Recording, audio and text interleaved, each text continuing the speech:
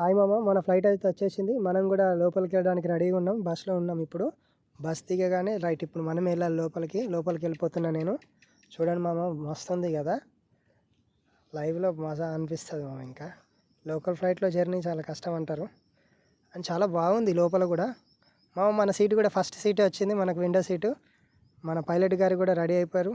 Flight take up కూడా అయింది మామ. ఇది చాలా ఒక 1-2 అవర్స్ జర్నీ తర్వాత తీసా వీడియో ఇది. మస్తు ఉంది మామ. లోకల్ మన ఊర్లలో ఎట్లా ఉంటుందో విలేజ్, అదొక విలేజ్ అన్నట్టు. చూడండి చుట్టూరా సముద్రం, ఆ మధ్యలో వాళ్ళ విలేజ్ ఉంది. అసలు చాలా కష్టం మామ. వాళ్ళకి ఏమన్నా థింగ్స్ కావాలన్నా, ఏమన్నా ఎమర్జెన్సీ కావాలన్నా ఫ్లైటే రావాలి అప్పటిదాకా అంటే అసలు ఏంటో ఏమో మామ, ఎట్లా ఉంటున్నారో వాళ్ళు. కానీ హైలైట్ అనిపిస్తుంది తెలుసా, ఇది ఇంకొక విలేజ్.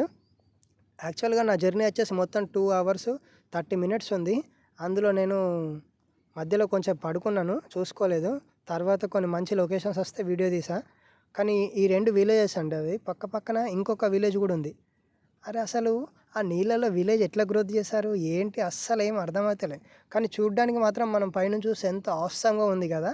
లైక్ ఆ చెట్లు కానీ, వాళ్ళు ఆ ప్రాంతం వాళ్ళు ఇంకా వేరే వాళ్ళ మీద డిపెండ్ లేదు. అండ్ లైక్ ఎట్లా ఉందంటే వాళ్ళకి ఏ ఎమర్జెన్సీ ఉన్నా కూడా వాళ్ళకి అవైలబుల్ ఉంటుందంట. మరి ఎట్లాగో ఏంటో. ఒకరోజు నేను అక్కడికి కూడా వెళ్తాను. అక్కడికి వెళ్ళిన తర్వాత లైవ్ పెడతాను. ఖచ్చితంగా మీరు అందరు లైక్ చేయండి, సబ్స్క్రైబ్ చేసుకోండి మామ.